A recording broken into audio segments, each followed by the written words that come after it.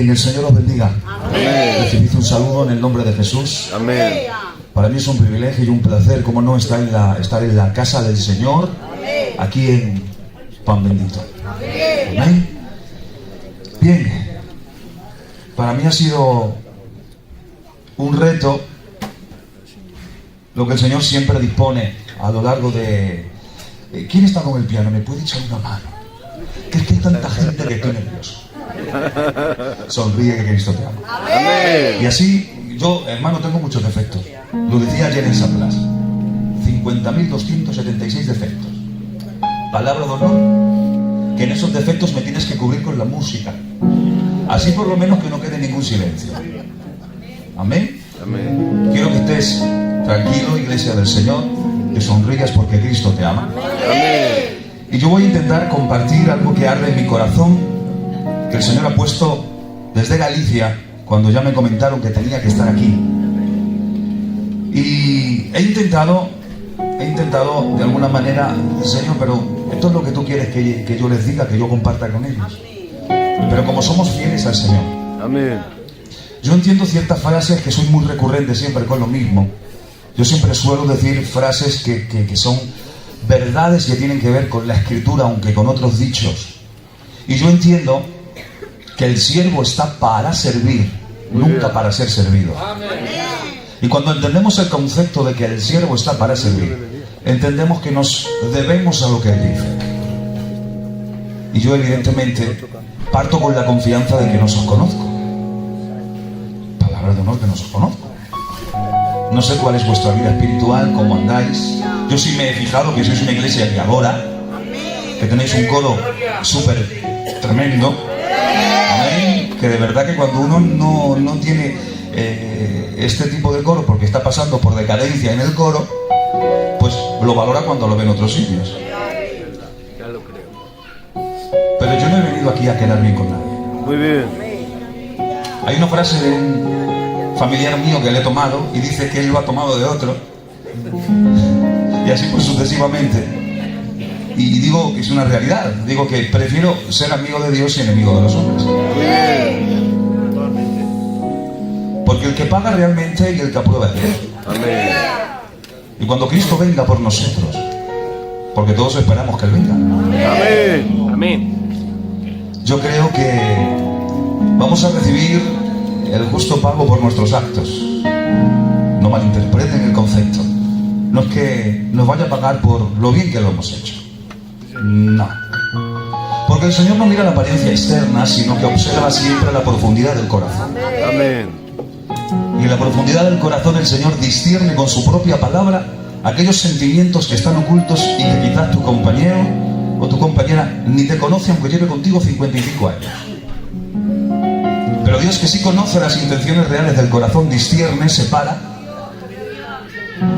Y cuando hace eso, entonces la vida cristiana empieza a coger un ritmo o una tonalidad, o mejor dicho, una pronunciación de acorde a lo que la Escritura nos demanda.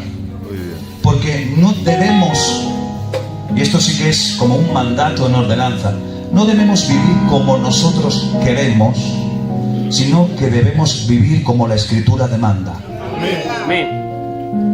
Por eso yo antes de empezar voy a hacer algo que siempre hago, porque si no, no sería mi persona. Yo entiendo que es Dios quien ministra siempre los púlpitos y toma los siervos. Yo desde el minuto 1 que yo me levanté como ministerio, yo entiendo que es Él quien tiene que ministrar. Y la expectación de la persona quitarla, para que sí sea Dios quien tome la responsabilidad. ¿Qué tal que simbólicamente a Dios le damos un fuerte aplauso?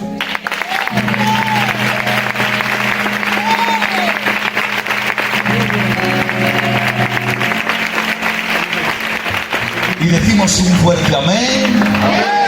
Ahora me siento, lo decía también ayer, es que me siento más a gusto cuando uno presenta a la persona de Dios. Entonces yo si cometo algún error, si digo algo que a lo mejor es chocante, escúchenme, no me digan nada a mí, dígaselo a Dios. Amén. Lo he presentado a Él. Solo que Él va a utilizar mi garganta humana para hablaros a ustedes. Hoy tengo un dilema. Y ese dilema vamos a ver cómo lo podemos desarrollar en el tiempo que podamos, porque después tenemos otra reunión y quiero pues simplemente dar lo que Dios me dice. El título que yo le puse a este mensaje, o al grueso del mensaje que vamos a ir desarrollando, es la promesa del Señor. Porque hay una promesa para la iglesia. Y esa promesa es muy especial porque creo que marca o va a marcar un antes y un después en la era de la eternidad, en nuestra relación con el Señor. Amén. Porque todo el tiempo que tú vivas en esta tierra va a ser una vida temporal, una vida ajustada a circunstancias, ajustada a movimientos, al vaivén de la vida, donde a veces estarás allá arriba y otras veces estarás allá abajo.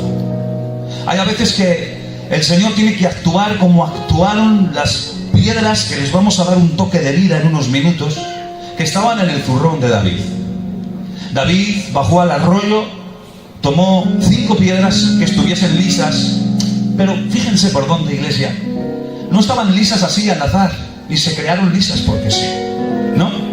Para que las piedras les pudiesen estar lisas, estaban dentro del arroyo, no podían estar en la orilla, porque solo la corriente interna del arroyo o el riachuelo, a donde David fue a tomar las piedras, es donde esa corriente que movía las piedras en la profundidad del misterio que nadie veía desde arriba, entre una y otra, mientras iban chocando, se iban puliendo y las aristas que tenían ya no las tenían. O sea, las piedras no aparecieron porque sí. Porque la palabra va a empezar a procesar en ti un proceso para ir eliminando actitudes y aristas que tiene tu vida y que en la fricción de la iglesia con tus hermanos producen heridas. Ahí desciende, toma las 5 piedras lisas y las mete ¿dónde? En el zurrón. Las tiene en el zurrón. Solo una de las 5 fue la elegida, fue la visible, fue la Coca-Cola del desierto para ser colocada en la onda.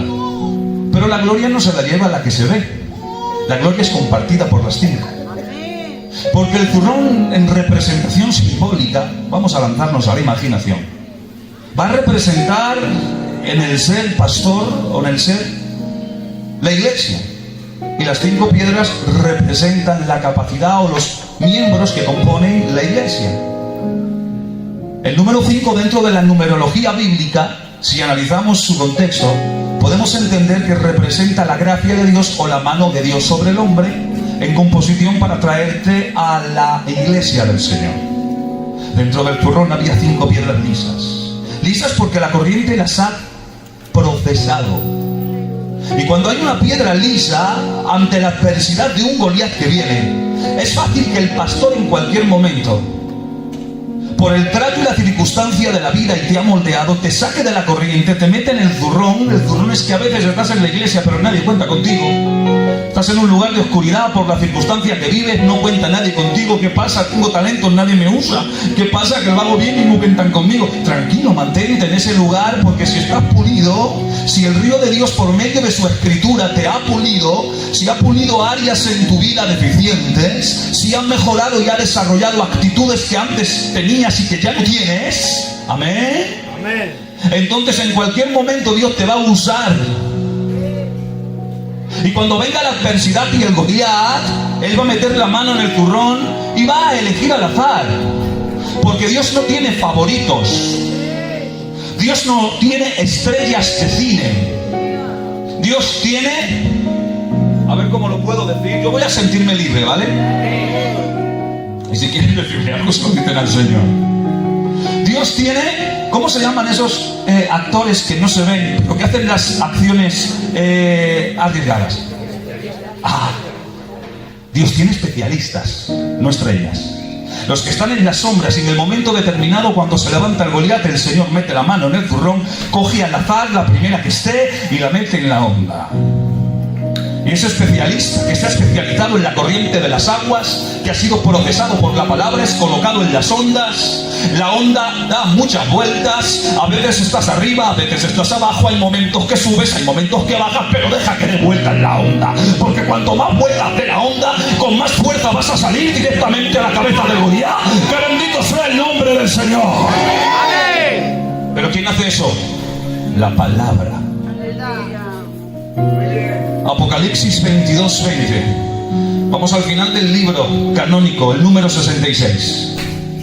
Apocalipsis 22:20. Y el que da testimonio de estas cosas dice: ciertamente vengo en breve. Voy a ponerle unos puntos suspensivos porque el texto sigue, pero si podemos, vamos a usar, y si nos vemos aptos, vamos a usar la última palabra para el final.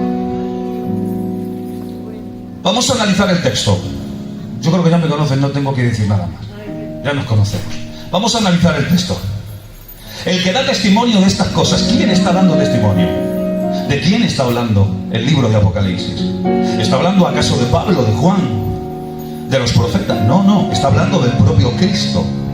Cristo es quien está dando testimonio de estas cosas. Vamos a poner en corchetes estas cosas. ¿Qué estas cosas? La revelación escritural hasta ese momento. Todo lo que está escrito hasta ese momento. Porque la expresión estas cosas está en una forma verbal, en su texto original, que hace referencia a todo lo que está escrito en revelación en el momento escritural del tiempo y contexto de quien lo está diciendo. Por lo tanto, atención, está hablando de todo lo que está escrito en la Escritura. Ahora vamos a ir un poquito más allá.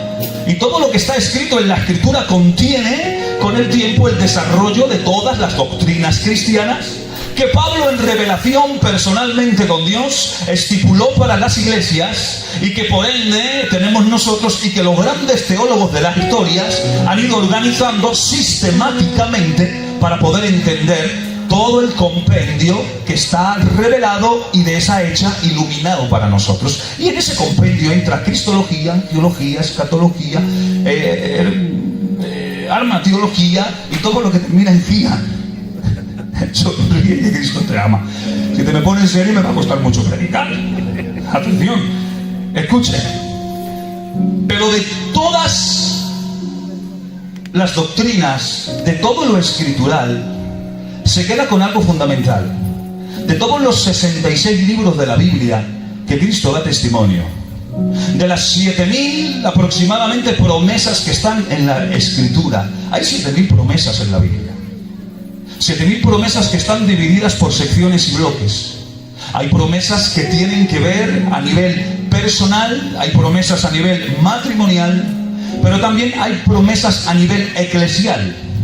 Y cuando tú no vienes a la iglesia ni acudes a tu membresía, esa semilla de promesa que tiene que ver con la iglesia y que es ministrada en el templo de la iglesia, no te la llevas a tu casa a desarrollar porque no has venido a la iglesia, porque no estás aquí. Y hay promesas que te pierdes y hay desarrollos que te pierdes en tu casa porque simplemente no cumples con la grey ni estás para recibir las promesas por mediación de su escritura. De todo esto da testimonio Cristo, pero se queda con algo muy fundamental. De todas las doctrinas que están escriturales se queda con una frase: ciertamente vengo en breve. Amén. Menos mal Que viene en breve. Amén. Yo voy a analizar esta palabra porque tiene una connotación escatológica en dos sentidos, y vamos a tomar el que a nosotros nos compite, el que tiene que ver con la iglesia. La palabra ciertamente vengo en breve, ya saben ustedes que uso la herramienta de interpretación del griego bíblico, griego koiné, por conocimiento, no por otra cosa, no para maquillarla ni mucho menos, sino para profundizar y descubrir la riqueza que realmente está escondida en su palabra. Amén. Para entender bien lo que realmente decía el escritor inspirado por el Espíritu Santo. La palabra ciertamente vengo en breve, está traducida en el texto original como erhomai tahus. Después olvídense de la palabra, pero yo tengo que decirla para que ustedes entiendan de dónde saco lo que voy a decir. Erhomai tahus. Erhomai, más que venir, en su sentido etimológico es regreso. Y nos hace entender que entonces cuando nos habla de regresar es porque ya estuvo. Amén. Pongan oído espiritual. Amén. Por lo tanto, si regreso es porque yo ya estuve en un lugar. Si cogemos solamente la literalidad de la escritura en nuestro idioma castellano, vengo, me da la intención de que puedes venir, pero nunca estuviste allí. Pero es que la palabra es erjomai. Y la palabra erjomai tiene que ver con regresar porque ya estuve. Es el sentido etimológico del texto. Amén. Pero la palabra tajús que le acompaña, ciertamente vengo en breve, es algo rápido, algo fugaz, algo instantáneo. Por lo tanto, él va a regresar fugazmente, rápidamente. ¿Para qué? ¿Para qué forma? Simplemente para cumplir una promesa que le ha regalado y le ha presentado a la iglesia. Cristo viene a por la iglesia y nosotros nos vamos con él en el nombre de Jesús. A ver cuántos lo creen, le dan un fuerte aplauso a Dios y le echan una mano.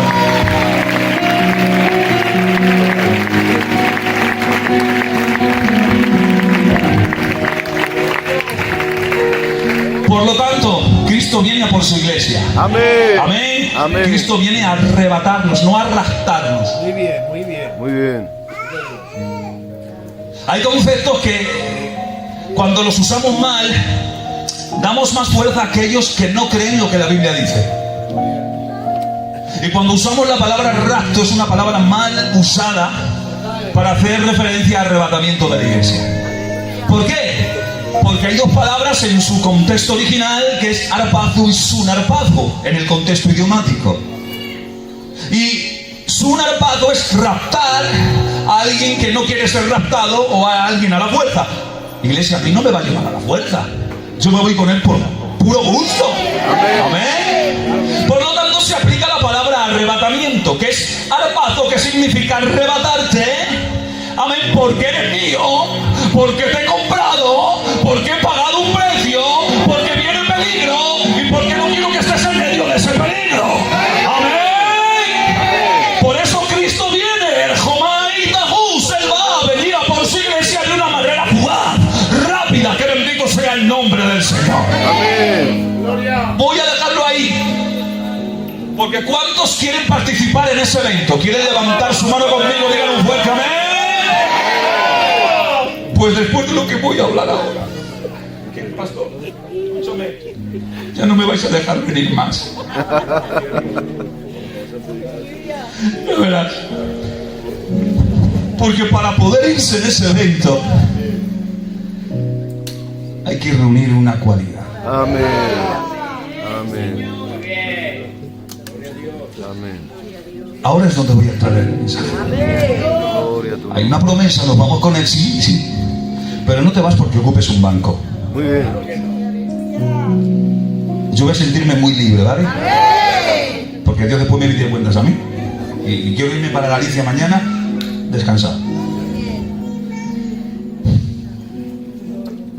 Que yo venga de la mano con mi mujer, con mucho respeto a los lutos y hay aquí a los ancianos y a las ancianas. Que venga de la mano con mi mujer, aparentando que vivo en santidad. Pero cuando llevo la tira de días sin hablarme con ella, pero me sienta aquí, levante las manos, salte y gotee, no va a hacer que yo me vaya en el arrebatamiento. Muy bien. Que yo intente vivir una vida cristiana aquí, pero afuera sigo haciendo lo que me da la gana, no significa que yo me vaya en el arrebatamiento. Yo no tengo garantías de esa promesa. Hay un requisito para marcharse en el arrebatamiento y yo es lo que quiero desarrollar si ustedes me dejan en esta tarde. La palabra dice: andad en el Espíritu y no satisfagáis los... Lo sabemos. Amén. Y a veces, ¿por qué lo hacemos? Andar en el Espíritu es sinónimo equivalente a santificación. Para poder participar en el evento de la promesa del Señor para con la iglesia y ser arrebatado, yo tengo que vivir en santidad.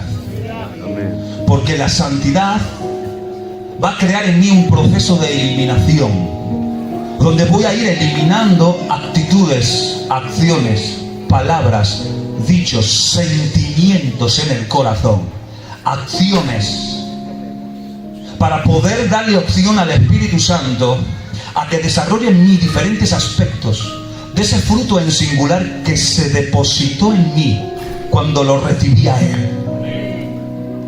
Por lo tanto, dentro de la doctrina doctrina de la soteriología, el estudio de la salvación, hay un aspecto que tiene que ver con santificación. Primero voy a especificar un concepto que a veces es errado en la forma de utilizarlo. Cuando hablamos de santidad, estamos hablando de un estado. Cuando hablamos de santificación, hablamos de un proceso. Cuando hablamos de santidad, ese vocablo no se asocia a nosotros. Nosotros no somos santos en ese grado. Solo Dios es un ser santo. Solo Dios está en ese estado. Aún más, es potestativo y privativo de Dios el ser santo. Cuando se aplica a nosotros el vocablo en referencia a santidad, es santificación, porque nos habla de un proceso. Por eso, dentro del concepto soteriológico de la santidad, hay 3 estados o niveles diferentes que van a hacer el que yo pueda irme con él en el arrebatamiento de la iglesia.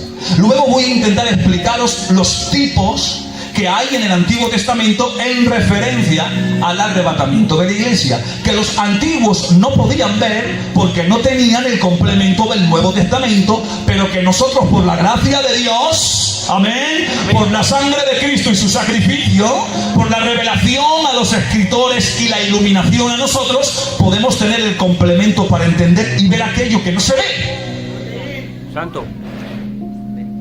Pero primero vamos a ir a lo que nos compete, que es cómo tengo que vivir yo para irme con Cristo. Amén. Hay 3 niveles diferentes de santificación. Está la primera, yo voy a intentar interactuar un poco con ustedes. La primera, que es la santificación inicial. ¿Qué es la santificación inicial o posicional para aquellos que están estudiando? Que yo sé que aquí hay muchos que estudian. Amén. Y que eso es bueno, estudiar para formarnos, porque la Biblia no es un libro de información, es un libro de formación, de forma. La escritura es para formarse. Yo no tengo que aprenderla para ver si yo sé más que este o que aquel, para competir a ver aquí quién es el número 1 o yo qué sé. No. Yo tengo que saber la escritura para vivir conforme a ella. Amén. Porque a mí quien me enseña no es aquel, me enseña la palabra. Y la palabra es la que marca mis pasos. Dice la Biblia, jóvenes, ¿con qué limpiará el joven su camino? ¿Con qué? Con guardar la palabra, ¿no? No dice con leerla, estudiarla para saber más, no, dice con guardarla. Y la palabra guardarla es un verbo que tiene mucha intensidad en su origen. Y significa guardarla, pero en el sentido de comerla para que produzca acciones en ti, en el desarrollo de tu vida cristiana. Por lo tanto, el que guarda la palabra es el que la come para desarrollarla después. No el que la guarda para, bueno, aquel tiene un fallo, le voy a lanzar una palabra, un texto distorsionado para decirle a aquel y hacer. No. El que la guarda es para el que la come, le da sustancia, vitamina y la desarrolla en su estilo de vida. Y aquel que hablaba mal ya no habla mal. Y aquel que miraba mal ya no mira mal. Y aquel que actuaba mal ya no actúa mal, porque la palabra produce una santificación progresiva si se vive en ella, que produce a su vez un efecto de eliminación. Amén. Santo. Gloria a Dios. Santidad inicial. ¿Qué es la santificación inicial? ¿Cuántos han recibido a Jesús? Amén. Levante su mano conmigo. Quiero saber si hay muchos o hay algún simpatizante. ¿Hemos recibido a Jesús todos? Amén. Cuando recibiste a Jesús, el Señor te sacó del reino de la esclavitud del pecado y te colocó en el Hijo. Eso es santificación inicial. Estás posicionada en Cristo. Eso merecía una vez más fuerte. Estás posicionada en Cristo. Eso ha hecho, hubiera producido un efecto invisible, pero que ha sido realizado por Cristo. En ese trasfondo, ¿sabes lo que ha hecho? Te ha librado de la esclavitud del pecado. Ya no eres esclavo al pecado. Estás posicionado en Cristo. Pero atención, hay 3 niveles. Santificación inicial. Quiero que intenten seguirme. Por favor, si yo me complico, porque a veces voy muy rápido y a veces de verdad que me complico, levanta la mano y me lo dice. Mira, no lo entiendo, Irra, me lo explicas, yo palabra de honor, que paro y te lo explico. Pero quiero que entiendas el concepto. Santificación inicial, síganme. Segundo, santificación progresiva. Tercero, santificación final o glorificación. Bien, hemos dicho que Cristo viene a por la iglesia. Cristo viene a arrebatar a su iglesia, pero no lo va a hacer en la santificación inicial. Tiene que haber un proceso de eliminación en la santificación progresiva para llegar a la santificación final o glorificación, donde sí Cristo viene y nosotros somos glorificados para irnos con Él. Amén. O sea, aquel que está en la santificación inicial no puede dar un salto a la santificación final, porque tiene que haber un proceso de santificación progresiva, de eliminación, de amistad con el Espíritu. ¿Para qué? Para poder llegar a la santificación final y cuando Cristo venga seamos arrebatados con Él y seamos transformados en cuerpos de gloria. Y así sí nos vamos con Él. No hay trucos, no se puede saltar. No se puede buscar un resquicio. O pasas o pasas. Santificación inicial. Hay algo que está todavía en nosotros, que se llama la concupiscencia. Concupiscencia, para quien no lo sepa, es el deseo a algo, en este caso vertiéndolo a pecado, de una manera desordenada, de una manera descontrolada. Eso es concupiscencia. Todos tenemos concupiscencia. Yo no tengo alas, por lo tanto no tengo cuerpo glorificado, entonces sigo teniendo concupiscencia. Es que he ayunado 41 días, sigues teniendo concupiscencia. Es que todos los días solo, sigues teniendo concupiscencia. Porque el que ore mucho, el que ayunes mucho y el que venga mucho al culto, no va a arrancar de ti la concupiscencia. Eso está contigo hasta que haya una redención del cuerpo en la totalidad. Y todos tenemos áreas de concupiscencia, pero no todos tenemos el mismo área de concupiscencia. Hay gente que es débil en ciertas áreas y por ende a lo mejor yo no, pero yo sí tengo otras áreas de concupiscencia. Bien, cuando estamos en la santificación posicional inicial, hemos recibido a Cristo, hemos salido de la esclavitud, estoy aquí ya, estoy en Cristo, ¿vale? Estoy en Cristo, pero sigo teniendo activamente y muy fuerte mis concupiscencias y deseos de pecado.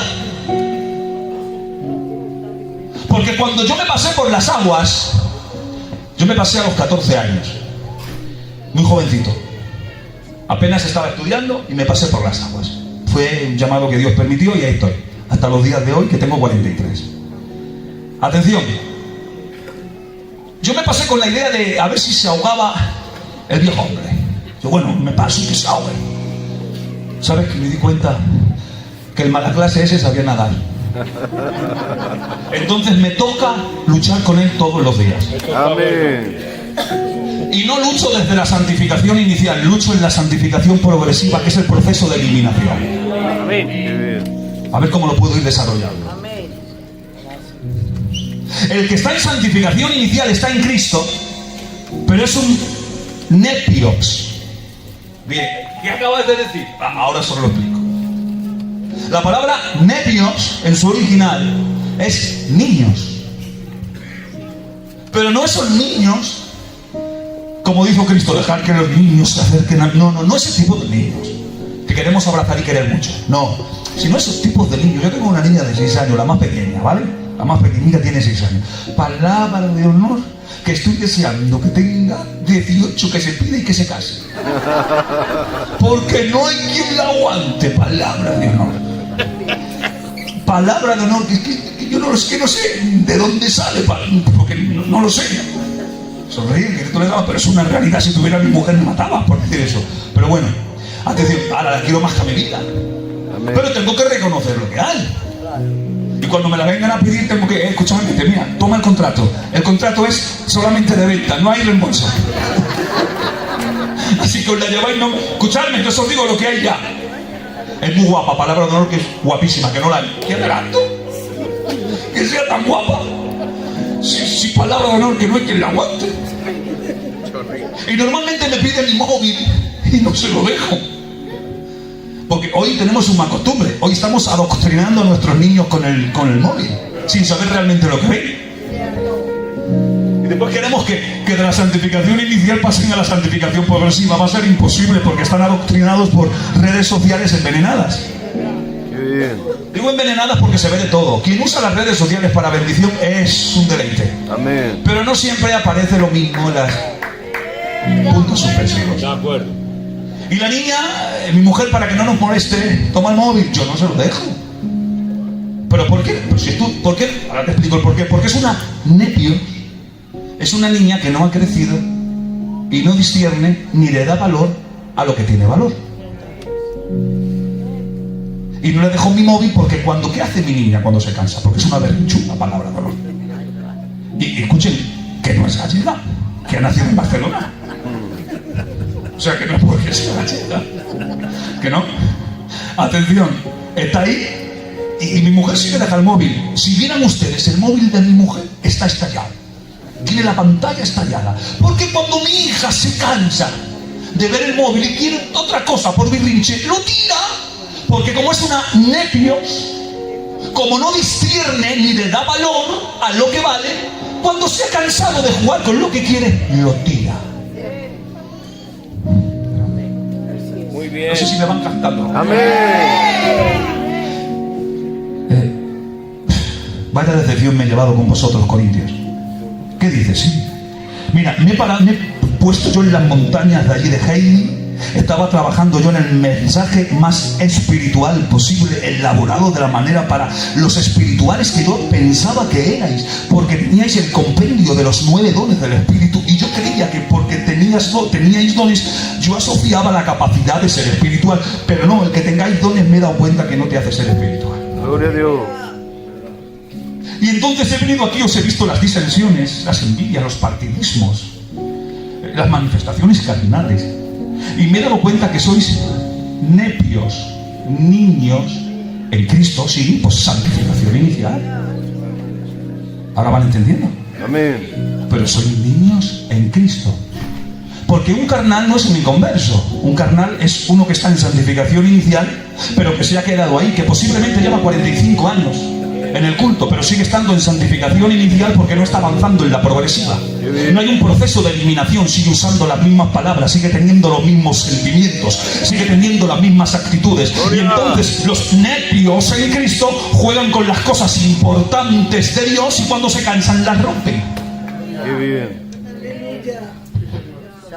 Y cometemos el error, aquí no, porque no lo sé, por allá por mi tierra, por las montañas de Heidi, de poner a estos niños en Cristo en cargos eclesiales y cuando se cansan los rompen. Amén. Porque no hay responsabilidad. Gloria a Dios. Por lo tanto, los que están en posición, santificación inicial, somos niños en Cristo que necesitamos ser desarrollados en la santificación progresiva. Amén. Aquel que recibió, yo sé que lo que estamos hablando no es de mucho amén, prefiero que estemos así, pero que capten el mensaje. Amén. Cuando recibimos a Jesucristo, con Jesucristo recibimos ¿a quién? Al Espíritu Santo. O sea, somos templo del Espíritu Santo sí o sí. Amén. Somos morada del Espíritu Santo sí o sí. Hay dos términos que son diferentes, los dos no son sinónimos. Somos morada y somos templos, porque hace mención de dos acciones o dos situaciones diferentes del Espíritu Santo en relación a nosotros. No es que sean sinónimos, somos morada, somos templos, no es lo mismo. Cuando habla de morada es que somos el lugar de habitáculo del Espíritu Santo fuera de la religiosidad ahora. Y Él está como morada en nosotros y no está como un inquilino, como un arrendador que ha alquilado un momento temporal nuestra vida. No, Él es el dueño de la morada. Amén. Él no es un inquilino que ha estado por un tiempo en tu vida o que está por un tiempo en tu vida y que sigues haciendo tú lo que tú quieres. No, Él es el dueño de la morada. Por lo tanto, no es lo que tú quieras hacer, es lo que Dios te permite hacer dentro de la libertad de su gracia. Porque Dios nos ha hecho libres no para hacer lo que nosotros queramos, sino para hacer lo que debemos. Porque yo soy libre en Cristo, tomo la decisión de no coger esa botella. Pero hay quienes se creen que porque Dios los ha libertado, puedo coger la botella, puedo hacer aquello y puedo hacer lo que se me pegue la gana. Pero eso no es así.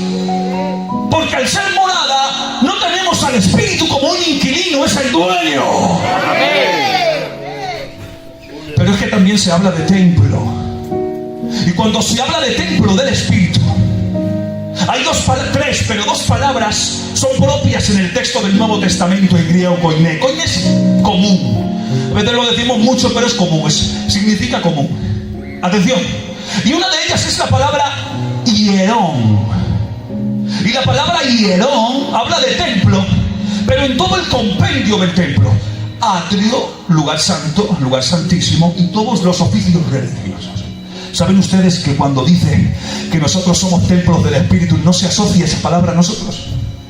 No, porque nosotros no somos religiosos. No tenemos que guardar una conducta religiosa solamente para ser salvos. La salvación es por gracia. Amén. Entonces, ¿cuál es la palabra que se aplica? La palabra que se aplica es la palabra naos.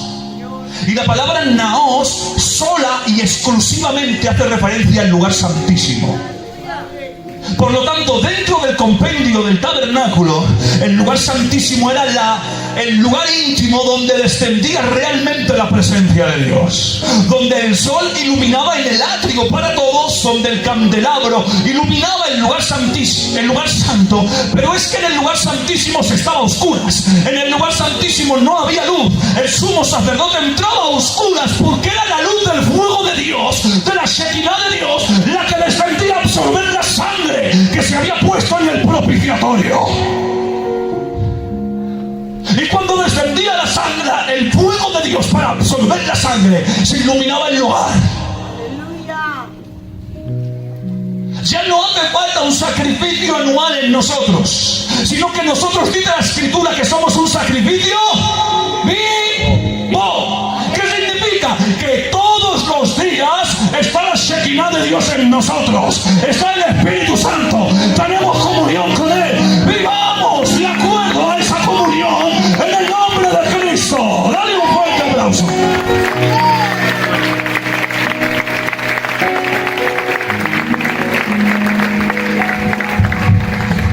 Santificación inicial. No me voy todavía en el arrebatamiento, estoy esperando. ¿Qué necesito? Santificación progresiva. ¿Y qué es la santificación progresiva? Cuando ya hemos recibido a Cristo y con Cristo al Espíritu Santo, ¿saben que con el Espíritu Santo hemos recibido el fruto del Espíritu Santo? No hemos recibido 9 frutos, ¿eh? No. Hemos recibido uno solo, pero que tiene 9 aspectos o se desarrolla de 9 maneras diferentes. ¿Y dónde se van a desarrollar esas maneras o esos aspectos? ¿En la inicial? No, ese es el comienzo de tu vida cristiana. Ahora tienes que andar. Porque si en la santificación inicial fuiste libre de la esclavitud del pecado, en la santificación progresiva eres libre del poder del pecado que es ejercido sobre tu concupiscencia. Y en la medida en cómo vivas amigo del Espíritu y le permitas a Él desarrollar esos aspectos de tu fruto, menos capacidad de fuerza de pecado se inducirá sobre tu concupiscencia y tendrás la capacidad de decirle no a aquello que antes no podías decirle no. Sí, bien. Amén. Ahora recibes al Espíritu aquí y recibes el fruto. Pero ahora yo tengo que andar en el Espíritu, que es sinónimo de santificación progresiva. Y mientras ando, yo le permito al Espíritu que desarrolle en mí esos aspectos de fruto. ¿Saben que en el plan laboral del trabajo de Dios en la humanidad, a Dios Padre se le conoce como el labrador del plan de la salvación? Él es el labrador. A Dios Hijo se le conoce como el sembrador, y el sembrador salió a sembrar, Cristo. Pero es que el Espíritu Santo es el productor de los diferentes aspectos del fruto del Espíritu. Luego, la lluvia son las doctrinas sanas que vivimos y comemos, y el desarrollo de ese producto, esa labranza, somos nosotros, la iglesia. Amén. Amén. Y luego tenemos que empezar a dar fruto. Qué bonito. Y ese es el proceso. Labrador, sembrador, productor, lluvia de doctrina, producto de labranza, y ahora tenemos que dar fruto.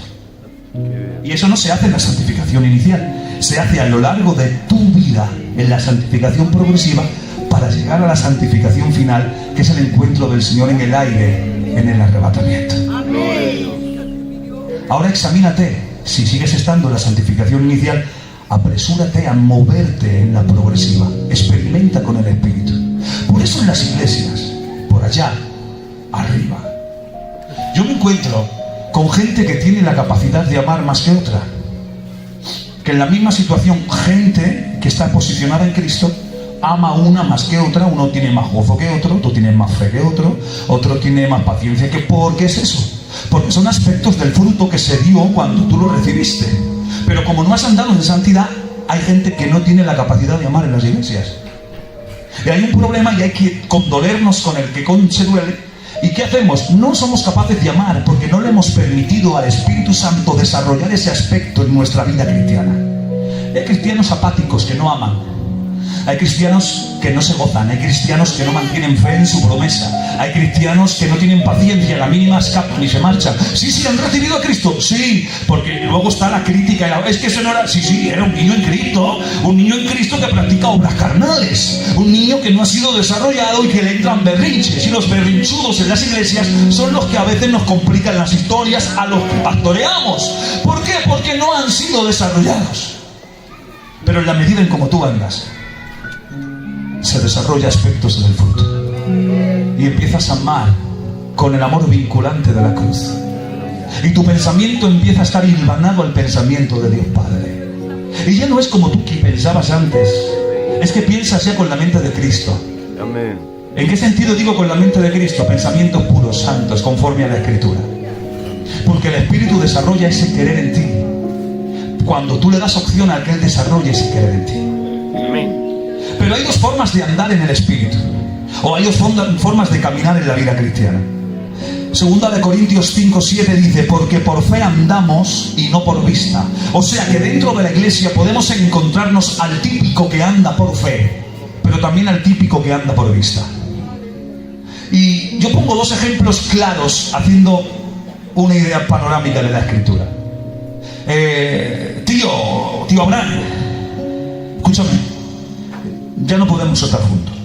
Hijo, ¿por qué? Porque resulta que ya nuestros pastores se matan. Y como se matan, lo siento mucho, tío, pero ya no quiero estar contigo. Así que tenemos que dividirnos. Y ahora Abraham le dice: bueno, hijo mío, elige, ¿dónde quieres ir? Y ahora Lot, con los ojos de la vista, vio las llanuras y la hierba verde y el pasto en el momento, y eligió el camino que sus ojos le guiaron. Un típico hombre y mujer que camina por vista. Pero luego Abraham dijo: bueno, vale, yo me voy al lado contrario para que no nos encontremos. Y el lado contrario era tortuoso, en el camino había piedras y era posiblemente muy difícil. Pero él cerró los ojos de la vista y abrió los ojos de la fe, de la promesa.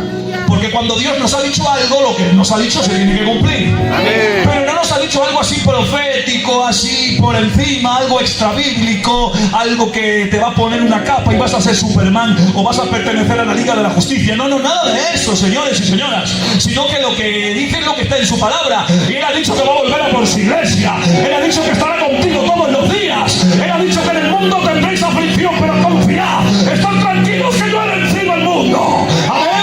Eso es confiar con los ojos de la fe y caminar en la fe. Porque el que anda por vista como Lot, acaba poniendo su tienda de campaña poco a poco, cada vez más cerca de Sodoma y Gomorra, y acaba viviendo en ella. Sí, Señor. Qué bueno. Porque se deja guiar por sus instintos a lo que ve.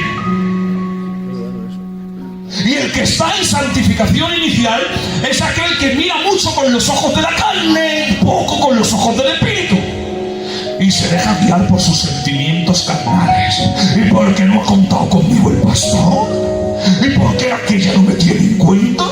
¿Y por qué aquel que ha pasado no me ha saludado? Etcétera, etcétera, etcétera. Porque está mirando con los ojos de la carne. Porque no está en santificación progresiva. Ahora aquel que está en santificación progresiva cierra los ojos. Que tengo razón. Que es que el hermano me ha hecho daño. Que es que me ha faltado. Que es que se ha metido conmigo. Pero yo cierro los ojos de la carne. Abro los ojos de la fe en el proceso del Espíritu, donde el Espíritu Santo yo le he permitido en la santificación progresiva que haga en mí un proceso de eliminación y que ponga en mí la capacidad de perdonar y de amar. ¿Para qué? Porque mi meta es llegar al tercer nivel para irme con Cristo cuando Él venga. Amén. Porque dice la Escritura: sin santidad Nadie. pero esa palabra significa en su origen proceso, santificación. Tú tienes que caminar en un proceso de santificación para poder llegar al producto final e irte con Cristo. Atención, hay tipología en el Antiguo Testamento en relación al arrebatamiento. ¿Qué tenemos? Iluminación de la Escritura. En Hebreos 11:5 vamos hilvanando pensamientos, van en el mensaje. Y termino pronto ya. Por la fe, Enoc fue traspuesto para no ver muerte. Y no fue hallado porque lo traspuso Dios antes que fuese traspuesto. Atención, dice, tuvo testimonio de haber agradado a Dios. Ahora yo le pregunto, ¿cómo Enoc tenía testimonio de haber agradado a Dios? ¿De qué manera lo pudo hacer? Vamos a despejar incógnitas. Venimos a Génesis 5:22 y dice, y caminó Enoc con Dios, ¿cuánto? 300 años. Caminar, en esta línea argumental del mensaje, caminar sinónimo de santificación, ¿qué? Progresiva. En medio de una circunstancia caótica, de una sociedad de pecado, donde el mundo ponía las reglas, donde el pecado sobreabundaba, había un hombre llamado Enoc que tuvo testimonio porque andó en santificación progresiva, se mantuvo en ese estado, atención, y agradó a Dios. Porque no agradas a Dios con lo muy bueno que tú prediques, con lo muy bueno que tú cantes, con lo mucho que te pueda aplaudir el hombre. No, agradas a Dios guardando el testimonio. Y el testimonio se desarrolla no en la santificación inicial, sino andando en el Espíritu, andando en el Espíritu, andando en el Espíritu. Dale un fuerte aplauso a Dios.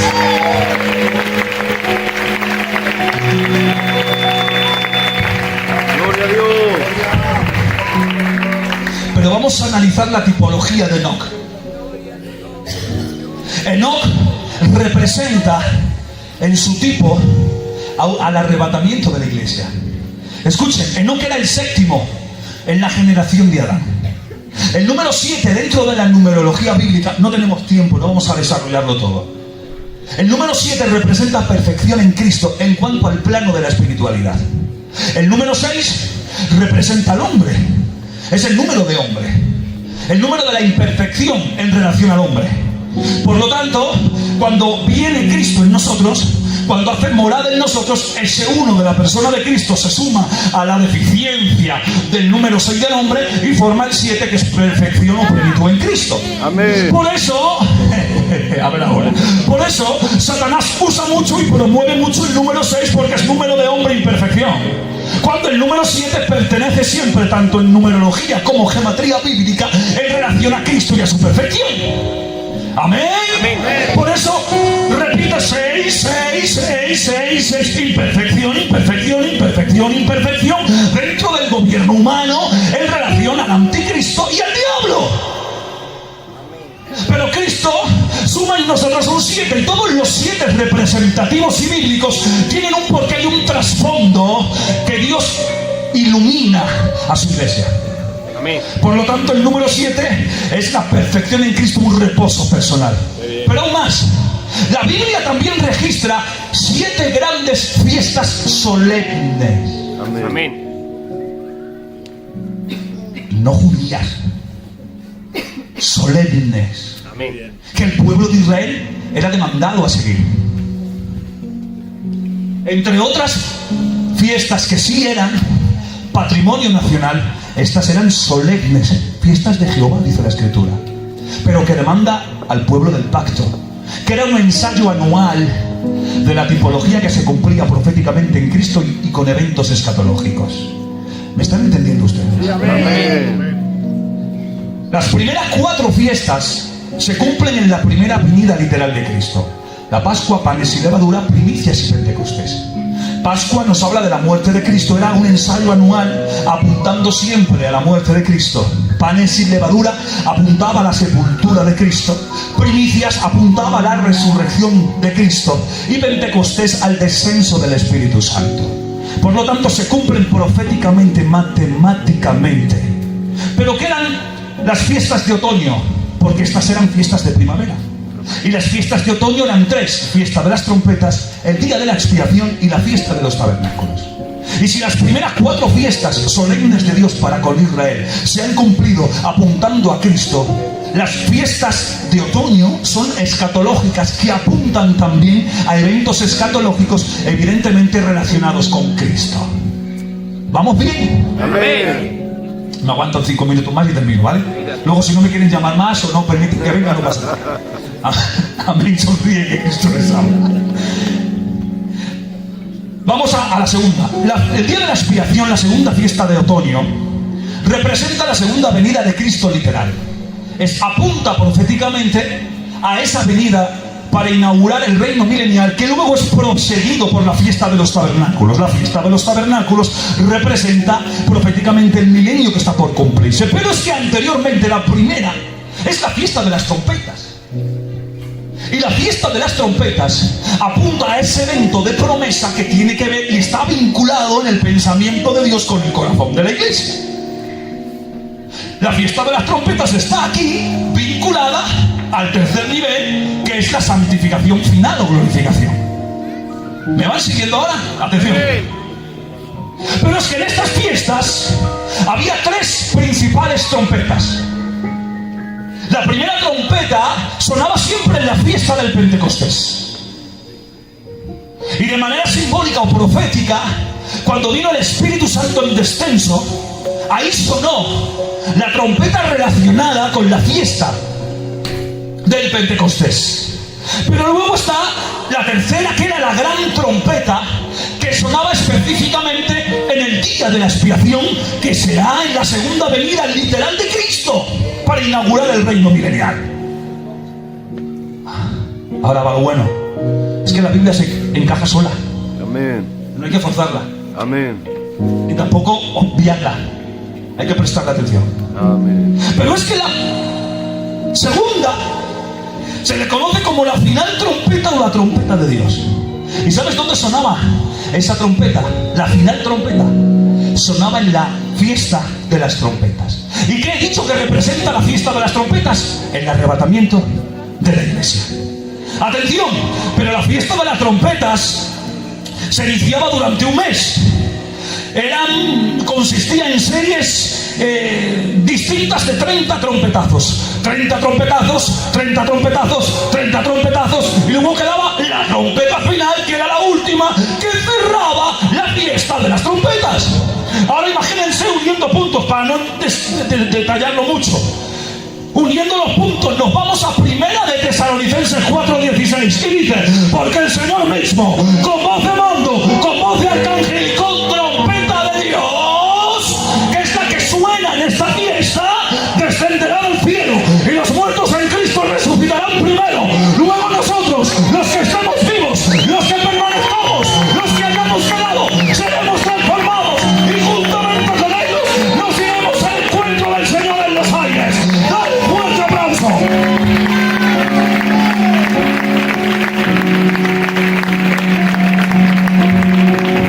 ¡Qué grande es Dios! Amén. ¡Qué grande es su palabra! Amén. Que hay una promesa para ti y para mí. Amén. Pero no te quedes aquí. Anda Qué bueno. para llegar a la vinculación directa con ese evento. Amén. Voy a terminar hablando de dos iglesias. Pero hemos dicho que no caminó con Dios. ¿Cuánto caminó Enoch con Dios? ¿300? Vale. ¿Saben qué representa? Que estamos con números, aunque no nos gusten mucho las matemáticas. 300 en la numerología bíblica representa victoria completa. Algo completo. El número 10, para daros alguna información, número 10 es completo en cuanto al gobierno estipulado. Por eso, en los Sanedrines, si había menos de 10 personas, no se podía hacer un juicio. Por eso el juicio de Cristo en la noche fue nulo, porque había menos de 10 personas. El número 10 para los judíos es algo completo, por eso 10 cuernos, 10, etcétera, etcétera, etcétera. Ya me entienden ustedes. Número 300, completo. Número 300 representa victoria completa. Ahora bien, os voy a hablar de dos iglesias y termino. Uno, voy a hablaros de la iglesia. Esta no está allá arriba, ¿vale? Esta no está allí por Galicia, está en otro sitio. Se llama la iglesia del Valle de Jezreel. Tienen ¿sabes quién está de pastor allí? Está Gedeón. Gedeón es su pastor. ¿Y sabes de cuántas almas se compone? De 32.000 almas. Dios mío, qué dolor de cabeza para pastorear una iglesia así. Habría que buscar a los obreros y hacer células pequeñas para que cada día trabajaran en sus casas, porque uno solo no puede hacer todo. Jetro, estoy agobiado, que mucho esto. Ahora viene Jetro con una solución. Mira, no te lleves tú toda la carga. Mira, divide en 100, en 1000, divide en 100, divide en 50 y divide en 10. Pero divide la carga. No la lleves tú toda.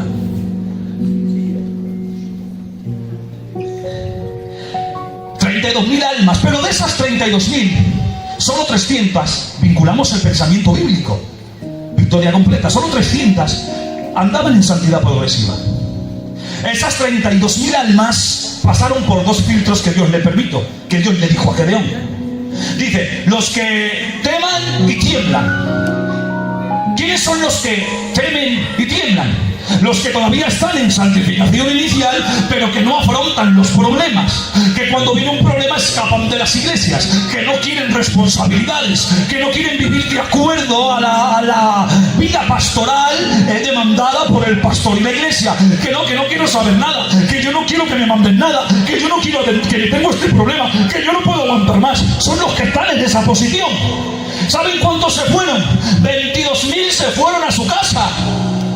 Pero luego hay otro filtro, dice, mira, aquellos que se tiran al río y no aguanten la sed, me los pones a un lado. Pero aquellos que tengan la capacidad de con la mano en la espada se agorrillen y lleven el agua a su boca, me los pones a otro lado. ¿Sabes cuántos se fueron a casa? 9.700. ¿Sabes cuántos se quedaron?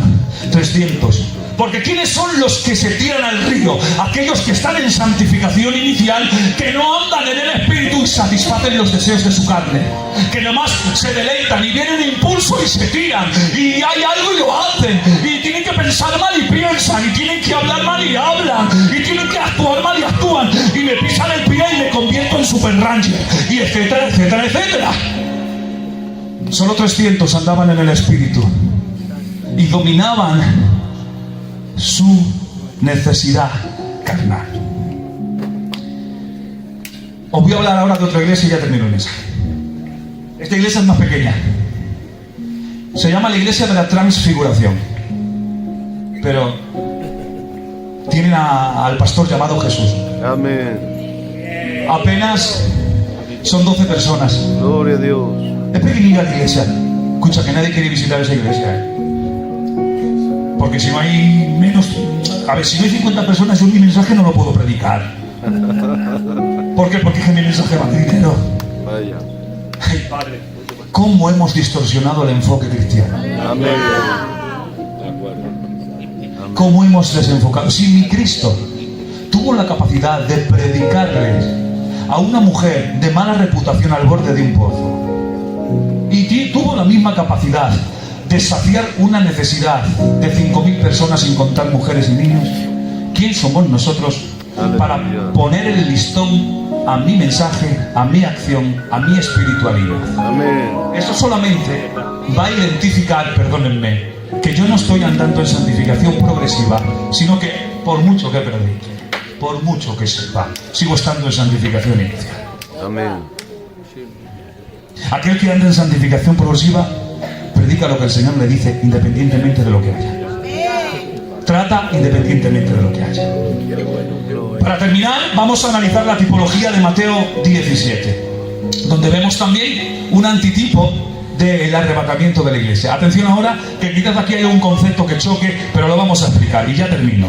Aquí vemos a Jesús transfigurado, pero también vemos un 7 oculto. Dice, después de 6 días, o sea, un 7,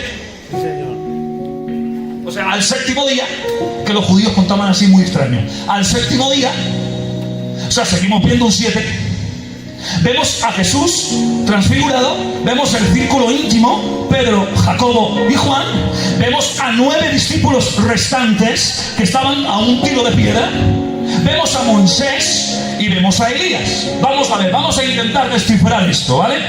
Porque aquí no estamos hablando ni de Elías representa profetas, no, vamos a quitarnos eso ahora, ¿vale? Si vengan conmigo a la línea argumental de este mensaje. Estamos viendo aquí un antitipo del arrebatamiento. ¿Por qué? Porque vemos al fundamento de la iglesia. ¿Quién es el fundamento de la iglesia? Los discípulos. ¿Son judíos? Sí, pero no están representando a Israel. Van a empezar a representar a la iglesia. Muy bueno. Por lo tanto, vamos a dividir, a separar pensamientos e ideas y conceptos. ¿Son judíos? Sí, pero están representando al grueso de la iglesia. Son los apóstoles, a los que luego se les llaman cristianos en Antioquía. Cambian el tema discípulo por cristiano. Ahora atención, vemos que hay 9. ¿Quiénes son los 9? Los 9 son los que van a la iglesia, los que están en la iglesia, pero están en santificación inicial, que no están en santificación progresiva, por tanto están apartados del evento que va a representar el arrebatamiento de la iglesia. Atención, están en la iglesia, pero no viven conforme a la progresión de la santificación progresiva. Amén. Por lo tanto, hay una promesa que se pierde, que no llegan al nivel de la situación para ser arrebatado y transformado. ¿Quiénes son los 3 que están en el círculo íntimo? Los que pertenecen a la iglesia, pero viven en santificación progresiva y están esperando la transfiguración, el retorno de Cristo resucitado para llevarnos con él al reino de los cielos. Pero hay más, hay más, hay más. Aparece Moisés y aparece Elías. ¿Qué representan a la luz de esta línea? Moisés representan los muertos en Cristo. El mismo Dios esconde el cuerpo de Moisés. ¡Ay, Padre! Lo esconde y representa a los muertos en Cristo, que se asocia al arrebatamiento y presencia de Cristo para con la iglesia. ¿Y quién representa a Elías? A los vivos que son arrebatados, transformados. ¡Que bendito sea el nombre de Dios! ¡Dale un fuerte aplauso a Dios! Por lo tanto, hay una promesa. Por lo tanto, nos vamos con Cristo. Amén. Que pocos, nos vamos con Cristo. Nos vamos con Cristo. Nos vamos con Cristo. Pero anda en santidad progresiva. Dale un fuerte aplauso. Y terminamos el texto. El Jomai Tajus. Sí, ven, Señor Jesús. Dale un fuerte aplauso. Es que